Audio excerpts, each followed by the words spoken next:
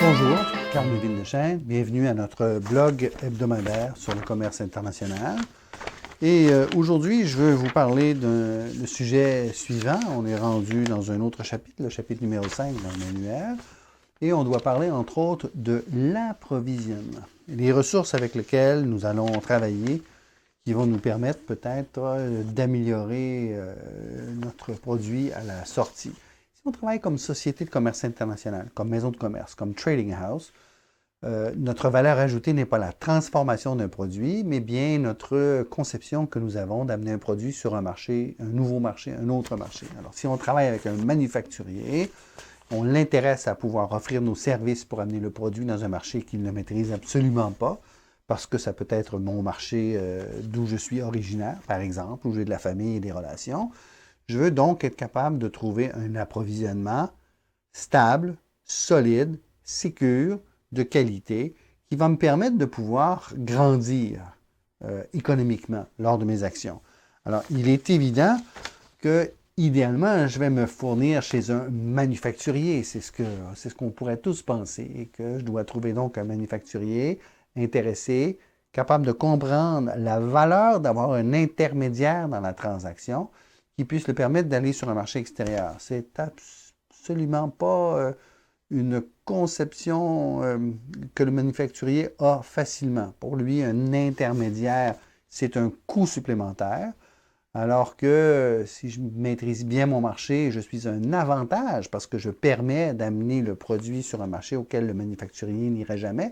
Son travail premier, lui, c'est de manufacturer, d'avoir un produit avant-gardiste, d'être novateur, d'avoir une saine production et peut-être aussi d'être capable d'investir pour adapter le produit sur le marché que je lui propose. Mais ce n'est pas nécessairement un manufacturier exportateur chevronné. Qui plus est, si je suis Canadien et puis je veux l'amener en Amérique, au Moyen-Orient, il va y avoir un peu de difficulté là-dedans. Mais je ne me fournis pas nécessairement simplement chez le manufacturier, mais je vais aussi me fournir juste un instant. Juste un instant, je fais mon vidéo. Je me fournis aussi chez un distributeur. Je peux me fournir chez un grossiste. Je peux me fournir via un autre intermédiaire, comme un agent, qui peut me permettre d'arriver avec une ressource plus stable et de fournir ainsi le marché extérieur qui m'intéresse. Si je travaille dans une entreprise, bien, mon fournisseur, c'est la manufacture pour laquelle je travaille. Mais même cette manufacture pour laquelle je travaille, les intrants qu'elle obtient auraient peut-être, si je grossis le chiffre d'affaires de façon significative, intérêt à avoir de nouveaux fournisseurs d'intrants. Donc, l'approvisionnement reste une ressource importante à tous les niveaux, que je sois intermédiaire, comme une société de commerce international, ou que je sois responsable de l'approvisionnement pour l'entreprise dans laquelle je travaille, donc acheter les intrants qui vont servir à l'usine. Évidemment, il faut comprendre qu'avec les différents intermédiaires que j'inclus, parce que je peux acheter d'un agent vendre un manufacturier, je peux acheter un manufacturier et vendre un autre manufacturier, je peux acheter d'un distributeur, vendre un importateur qui va vendre un distributeur qui va amener le matériel chez des détaillants.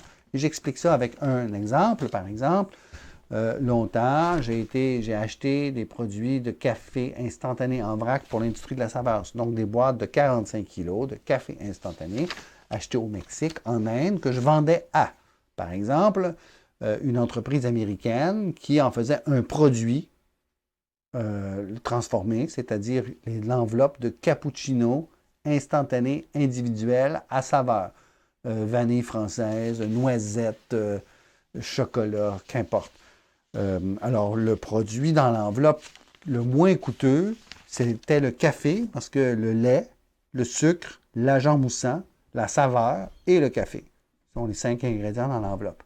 Donc, j'achète chez un manufacturier indien, j'importe, je suis l'intermédiaire, la maison de commerce, je vends à un manufacturier qui, lui, va amener son produit chez un distributeur, qui va amener les produits chez des détaillants. Je fais partie d'une chaîne de valeur.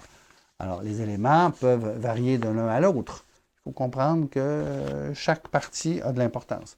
Dans tout cela, l'approvisionnement est un volet essentiel du commerce international, va avoir une incidence directe sur les finances de l'entreprise Et il y a des éléments qu'il va falloir tenir en ligne de compte avec notre approvisionneur, si on peut l'appeler de cette manière, les négociations que je dois faire avec lui, les soumissions qu'il doit me donner, la création de partenariats que je dois mettre en place, l'analyse de la valeur de ce produit dans ma chaîne de valeur, l'assurance de la qualité, la gestion des matières, le contrôle des stocks et bien sûr la disposition des surplus.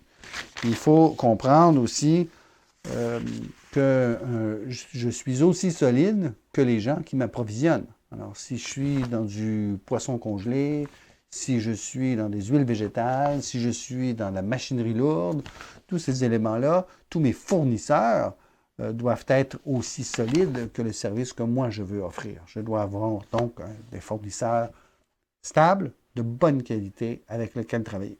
On poursuivra la semaine prochaine. Merci.